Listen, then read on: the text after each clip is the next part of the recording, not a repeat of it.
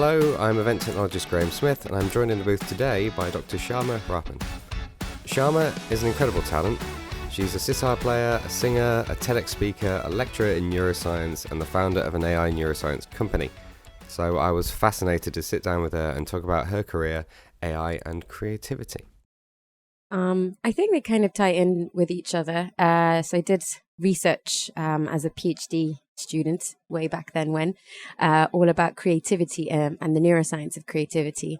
And then, fast forward a few years and I thought, actually, I have the sort of chance to make, an experience that's digital, utilizing AI that can actually put into practice some of this learnings and some of the sort of more experiential, hands-on stuff I've been doing until then. So that's why the neurotech company was born, in a sense. Can you tell me more about NeuroCreate? That's the company you founded, right? That's right, yeah. So basically, we're building AI collaborators that are trying to be co-creative with you. The idea being in the process, sparking and augmenting the, creative process. And trying to make it fun as you go along. So the whole idea being we are trying to use creativity as a method to get you into that elusive and magical mental state called the flow state. Mm-hmm. A lot of companies tout themselves as AI or AI powered. Yeah. But that my interpretation of it is that's a very wide spectrum. Absolutely. Some of them are just like if statements wrapped up in a trench coat imitating as AI. I get you. What for you defines AI when something is definitely AI powered? Well, even now I think a lot of things are, let's just make it very clear. It's machine learning, deep learning, right? Mm-hmm. And for us it's deep learning and also natural language processing in terms of the actual sort of let's say mode of subject, if that makes sense, or like the mode of what that sort of AI is working on. So our first sort of product is essentially a interactive mind mapping tool. So it's literally stuff that is driven by sort of knowledge graphs that we've built, basically, which are semantic knowledge graphs trained on 183 million different sort of semantic spaces. Wow. Yeah, across a lot of domains like culture, lifestyle trends, but also like science, engineering, tech, design. And so that's the kind of, let's say NLP that we're like looking at. But then at the same time, because it's neurotech, we are also looking at brain signals, and brain signals are fun. They're all like, waveforms and very hard to decipher. It's not language. So this is where deep learning kind of comes in as a way of classifying a particular mental state. In our case, that's the flow state. Have you seen any difference in culture across different cultures, how people process? Oh, that's not something we've been looking at in terms of the brain activity stuff, but we have had a more sort of qualitative experience of having different people from across the world utilize our interactive mind map. Mm-hmm. And it was really interesting because when we were in India doing like a live brainstorm for, it was an agency looking at, they're trying to basically put in a campaign for a beer company. Quite, fantastically comes up with like an Anglo-Indian word. Oh, right. I was not expecting that. So it's almost gaining sentience already. Oh my God. It's terrifying. Have you had the chance to look at neurodivergent people and how they process? Well, not in the PhD, because actually by definition, when you're trying to do an experiment, as you'll know, being from a psychology background, right? You're actually trying to be as homogenous as possible. Yeah. In order to see if you can find a particular signature in the first place. So I had to actually go for, and I don't like this term, but neuronormative in a sense for getting essentially a set of data that we can actually go, right, there's something there in terms of a consistent pattern, say. But again, utilizing the mind map, we were actually testing it amongst a whole number of students at the London College of Fashion. And it turns out about 30% or more have dyslexia. Interesting. Yeah, I did not know that. And it's quite high among creatives, isn't it? Well, I didn't know it was so high, say, amongst that particular population. And they're very much in the visual sort of mode. They have another kind of, mode of communication and what they do. But I basically showed one of them how to use it, only like about 2 minutes or whatever. I turn around and, have a chat with the lecturer, turn back around, and they've literally like opened it up like a game and started using it so fast, faster than me. And they were like, you know what? It really helped me unlock, like a word sort of traffic jam that I've got. So it's quite interesting. And the lecturer got really excited about how it could be used as like assistive technology. Mm-hmm. Unlock, what do you mean by unlock? So words, they find words really difficult. So, and if you're trying to be collaborative, and brainstorm and, use words as communication, I often find that quite difficult, apparently. And our tool ended up kind of going, opening up that sort of dam for them in a sense. And they were suddenly able to, work with lots of different ideas in that mode. If that makes sense. Yeah, and it sounds like an obvious thing to say, but words are super important for when you're trying to describe abstract concepts. You need very specific words for very specific elements of it. Absolutely. And I think do we think in words as well? I mean, that's quite interesting. I don't know if you ever come across a book called Gödel, Escher, and Bach. No, it was kind of written by, I guess what you'd call him, a computer scientist, but philosopher, etc. I forget his surname, but it starts with Douglas. Okay. But it's a huge tome of a book, and I remember trying to wade through at least the first sort of 10% of it, and he was saying that language is kind of like the building blocks of thought in a sense, and that's kind of how I've taken it in terms of the design of this mind mapping tool. So really kind of going, right, can we have like a concept and any of your associations around that concept as depicted by words, right? Yeah. As depicted by language, and help you break down your assumptions around it, see it very sort of explicitly, and then, see how you can kind of put it back together in different ways, like Lego, and be more innovative that way. Are you still developing the product, or is it? It's fully functional. People have been using it. We've had freelancers use it across the board, from like, as we say, designers, singer-songwriters, script writers, for example. But at the same time, from industry side as well. So in addition to creators, the creative industry side. So that would be things like agencies, whether it's like branding, marketing, communication, or like games design, or product design, or innovation, or design thinking. So really, it's very, very useful for strategy and design thinking, and also content creation. So it's for that sort of conceptualization phase. Does it include a way of looking up words or word suggestions? That's actually, so this is the knowledge graph that I was telling you about. So for example, you can type in anything that you're interested in. Maybe you're looking at things to do virtual reality, for example. And it will basically pull up, depending on which engine you're using, lots of suggestions around culture, lifestyle, and trends, or lots of suggestions, say from the innovation framework, which is all trained on things to do with like engineering, science, design, tech, business, that sort of thing. And then it starts sort of digitizing design thinking tools, which try to help give you lots of different angles and perspectives around that topic, trying to help you sort of empathize.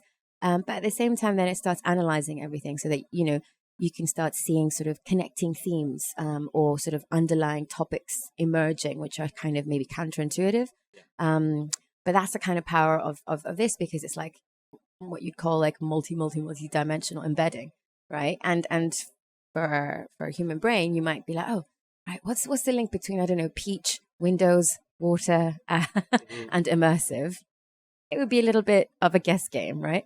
And here, what the sort of, our models are doing, they're kind of acting like a bit of a 3-dimensional Venn diagram, if that makes sense, but not multi-dimensional in this case, right? Yeah, they're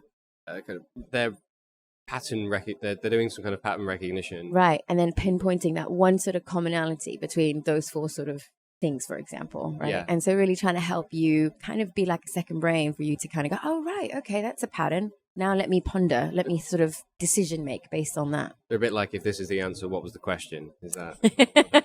A little bit, but yeah, I mean, that's also the thing. It's trying to help you interrogate, it's trying to provoke you, trying to facilitate you.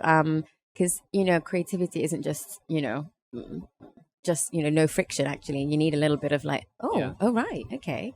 I wonder how that does translate across languages. There was, and how I think we think it in words, and we have that specificity.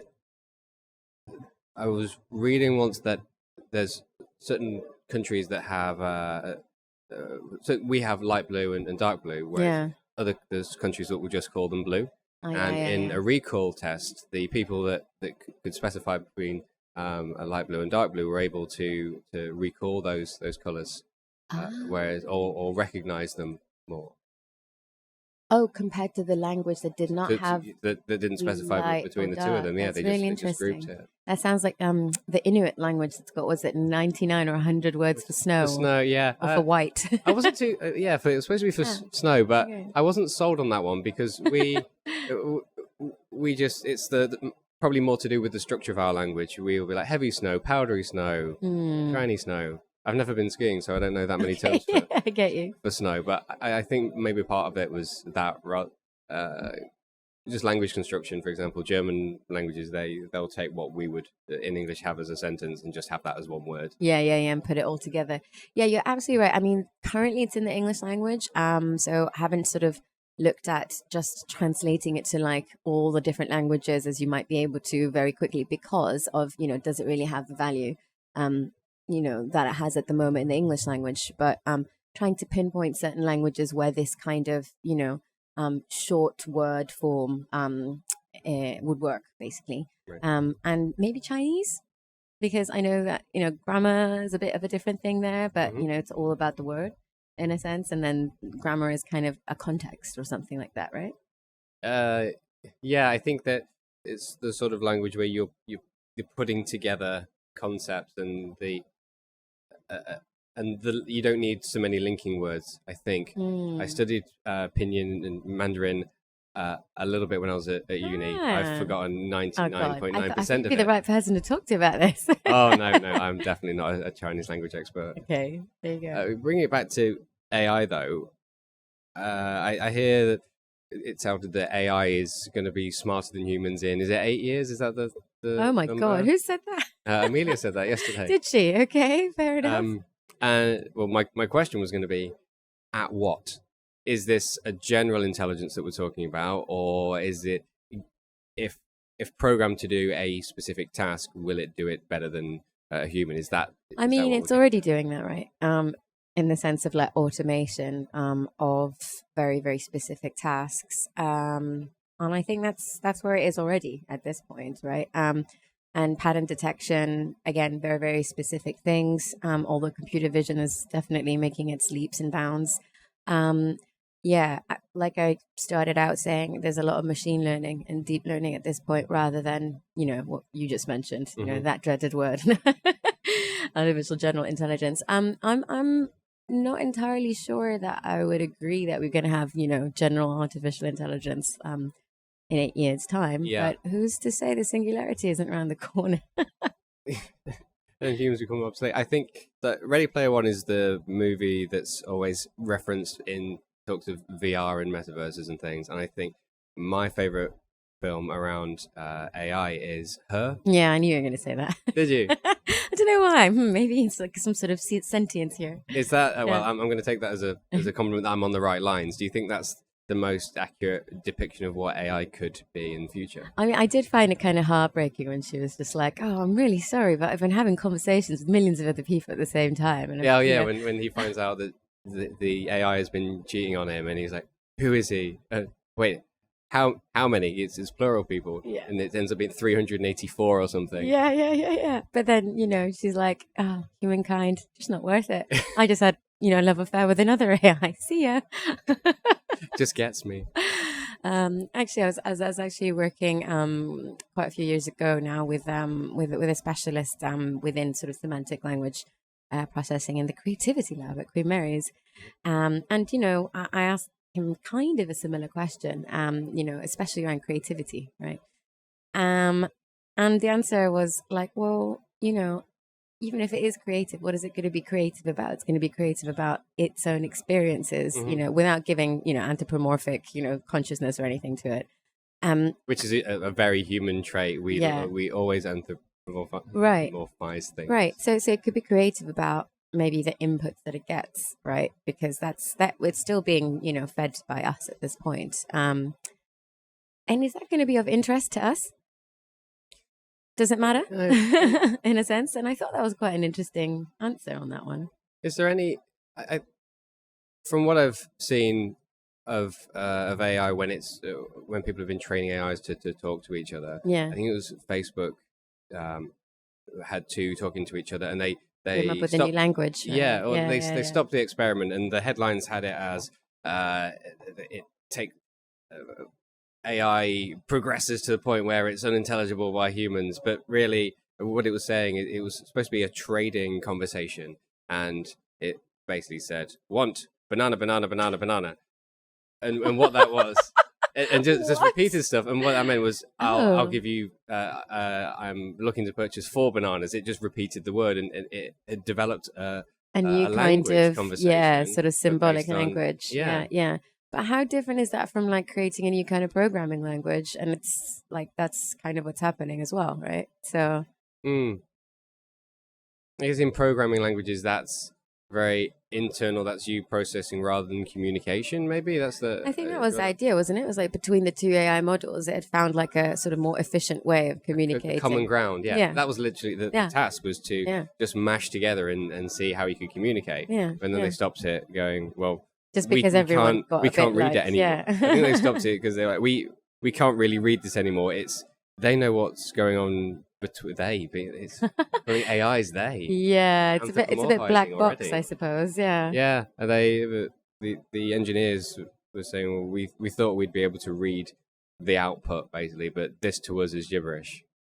Yeah, so I think there's a great sort of push towards explainable AI, right, in terms of what it's actually doing. Mm-hmm. In the way that like science, needs to be able to explain the techniques in terms of its discoveries, right? So that's been quite interesting from the neuroscience angle, is kind of, how we've been training these deep learning algorithms, for example, in the first instance, using like actual standard sort of methods of identification that's, visually seen or sort of detectable. That object and pattern recognition, that categorization. Yeah, exactly. So actually being, sure to have like a really good sort of experimental setup and design with tasks that are clearly delineated, using proper sort of, say signal processing, and then kind of going like, okay, proper sort of source localization imaging, and kind of going, right, there does seem to be a difference, right? Yeah. Now feed this to the deep learning algorithm, right? And also working with like some of the sort of say engineers on this, being quite clear about, you can't just take data from anywhere and feed it in there because we need more data. It kind of really, has to be clear as to which sort of sets that we're, taking things from. So I think that sort of rigorous thinking. And you have to be really conscious about those sets, because if you train it on a set of expressions from a certain culture, or train it on recognition of a certain skin tone, it's going to be amazing at recognizing those, but useless for other people that want to use it. And so then there's that sort of pull between sort of being accurate and then being generalizable as well. How much are you limited by the data sets? Well, for us, it's not skin tone or anything like that. So at this point, try to make it super sort of clear to different types of like creative domains, for example. And I guess you did ask about the neurodiversity sort of angle to it. It's an interesting question because by definition, it's diverse, right? And part of what we're trying to do is trying to optimize our tools in order to help you reach a particular state, which by definition has been trained on neuronormative sort of, sort of data sets. But do we want, therefore, a neurodiverse person to reach that state? Maybe they have a different and or enhanced, state to neuronormative. And and if you were to identify different modalities of thinking in your program, you'd have to make a choice as to how you run your program, whether you want to make it an average experience for everyone, or a really, really good, powerful experience for certain types. Yeah, absolutely. So this is So like the way I like to think about it is, by the way, it's called the NeuroCreate platform. NeuroCreate platform. There we go. And it has these two components, right? And this is you've kind of touched upon it in a sense that if we want to make it super super personalized, people would have the option of using a wearable, right? In session, and having a really sort of personalized, creative, personalized sort of enhanced session.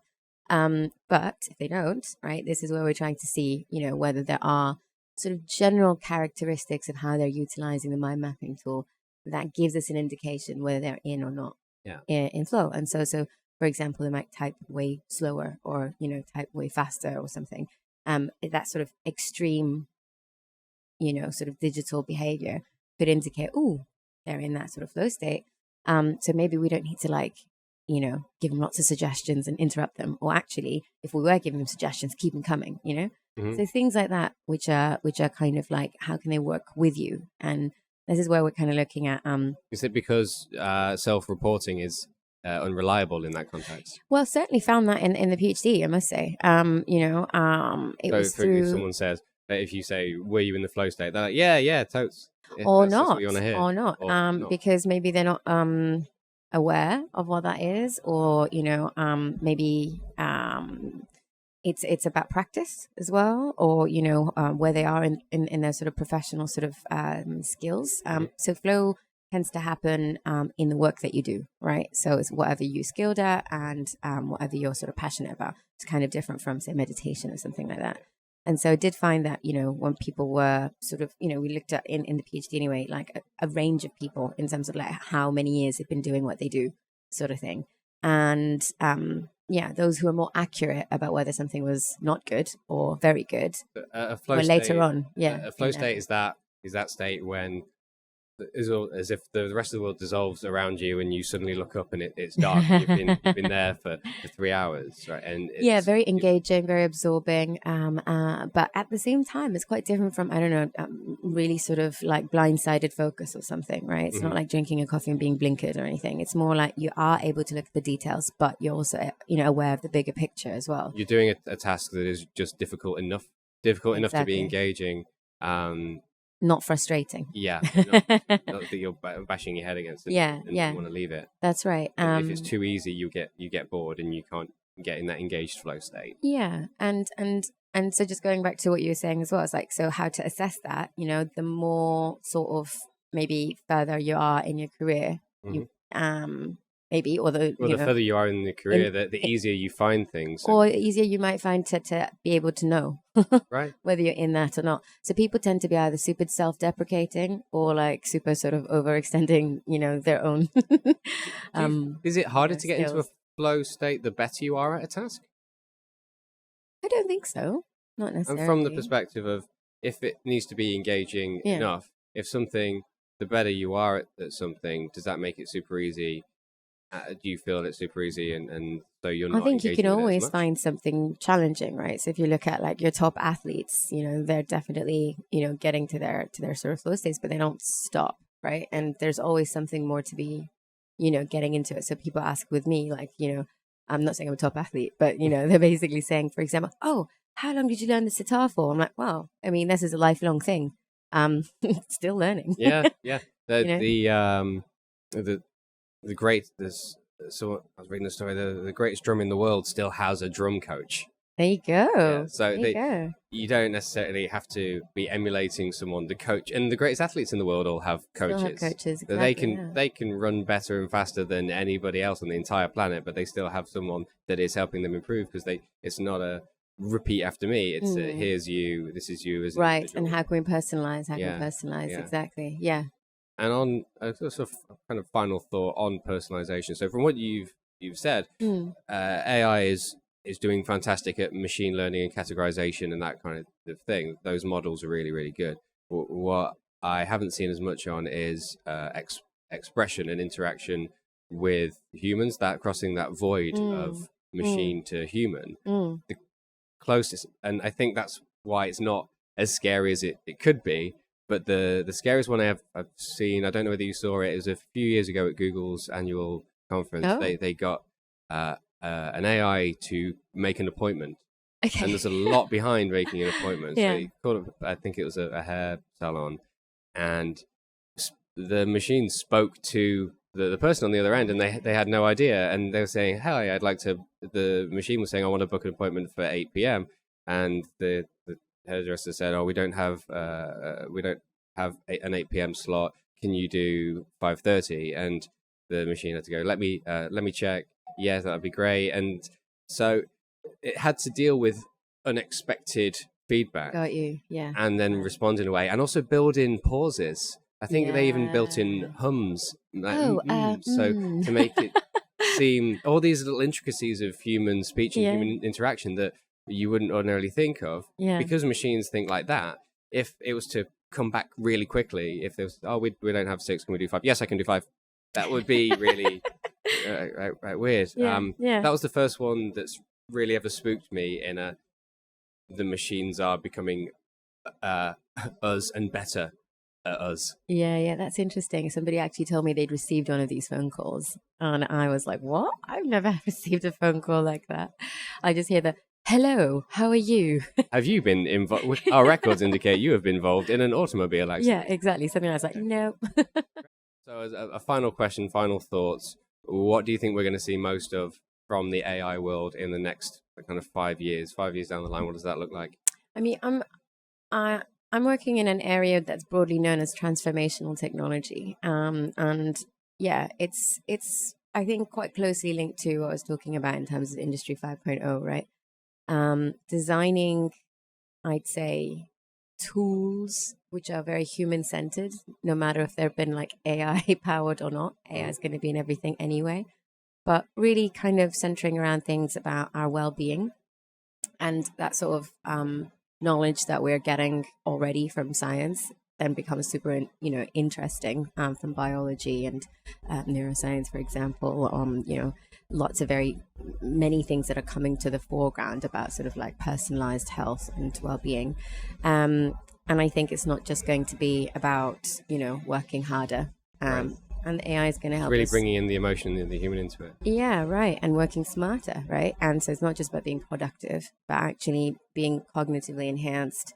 And for me, it would be about how can we sort of start future-proofing ourselves right now, in order to be able to kind of deal with that sort of technology that's going to be around us. So I would kind of look on, where would we be in 5 years' time? That was an annoyingly good answer, because there are so many points of that which I would want to pick up on, but I think we're out of time now. Yeah. But yeah, it's been a pleasure. Thank you. Thanks, Shama.